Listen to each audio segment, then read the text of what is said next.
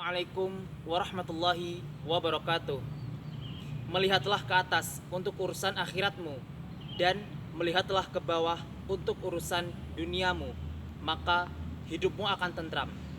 Bersama saya Muhammad Fahmi Maulana.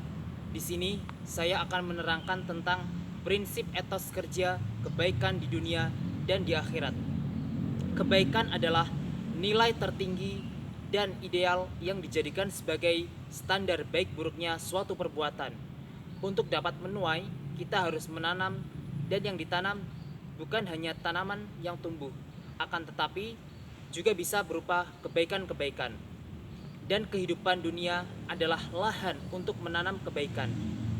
Dalam kehidupan dunia ada beberapa kebaikan-kebaikan yang mesti diperhatikan. Yang pertama, jika Anda menanamkan kejujuran, Anda akan menuai kepercayaan. Yang kedua, jika Anda menanam kebaikan, maka Anda akan menuai sahabat. Yang ketiga, jika Anda menanamkan kerendahan hati, maka Anda akan menuai kebesaran. Yang keempat, jika Anda menanam ketekunan, maka Anda akan menuai kepuasan. Jadi, berhati-hatilah dengan apa yang Anda tanam sekarang. Hal itu akan menentukan apa yang akan Anda tuai nanti. Barang siapa yang menanam kebaikan berupa ucapan atau amalan, dia pasti menuai kemuliaan. Dan barang siapa yang menanam keburukan berupa ucapan atau amalan, besok dia akan menuai penyesalan. Kemudian, bagaimanakah solusi kita sebagai seorang hamba agar bisa mempunyai bekal hidup untuk meraih kebaikan di akhirat yang kekal? Yang pertama yaitu dengan cara muahadah, yaitu selalu mengingat perjanjian dengan Allah Subhanahu wa taala. Ini adalah sebuah perjanjian yang kita di dunia ini diuji oleh Allah. Apakah kita termasuk orang-orang yang memegang teguh perjanjian tersebut?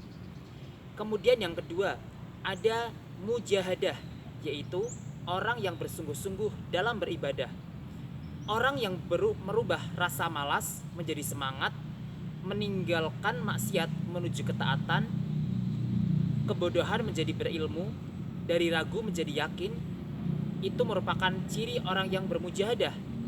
Mujahid yang selalu berupaya bersungguh-sungguh di jalan Allah Subhanahu wa taala. Kemudian yang ketiga ada muraqabah, yaitu selalu merasa diawasi oleh Allah.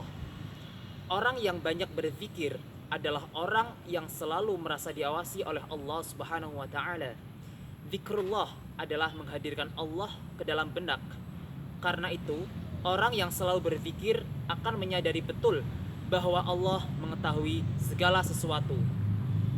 Yang keempat, ada muhasabah, yaitu introspeksi diri. Terkait dengan muhasabah, Umar bin Khattab berkata, "Hisablah dirimu sebelum dihisab, timbanglah diri kalian sebelum ditimbang.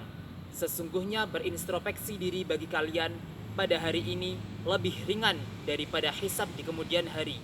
Hadis riwayat Imam Ahmad dan Tirmidzi secara mauqu dari Umar bin Khattab. Kemudian yang kelima ada muaqabah, yaitu memberi sanksi ketika lalai dalam beribadah. Sikap jika bersalah memberi sanksi diri sendiri dengan mengganti dan melakukan amalan yang lebih baik meski berat. Contohnya yaitu dengan berinfak dan sebagainya. Atau dengan cara bersegeralah bertaubat dan berusaha kuat untuk tidak mengulanginya lagi. Memberi sanksi ketika kita lalai memanglah sulit. Dibutuhkan kesadaran diri yang baik dan keimanan yang kuat. Hanya orang-orang yang soleh yang dapat melakukannya. Dalam hal ini, Allah Subhanahu wa taala berfirman dalam Al-Qur'an surat Al-Baqarah ayat 201 yang berbunyi, "Wa minhum may yaqulu rabbana atina fid dunya hasanatan wa fil akhirati hasanah wa qina adzabannar."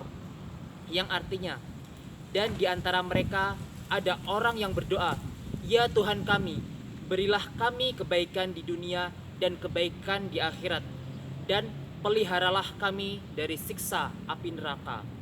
Al-Quran Surat Al-Baqarah ayat 201. Hidup di dunia adalah sementara, tetapi di akhirat adalah kekal. Maka Berbuatlah kebaikan agar kehidupan akan datang lebih nyaman. Kurang lebihnya mohon maaf. Wassalamualaikum warahmatullahi wabarakatuh.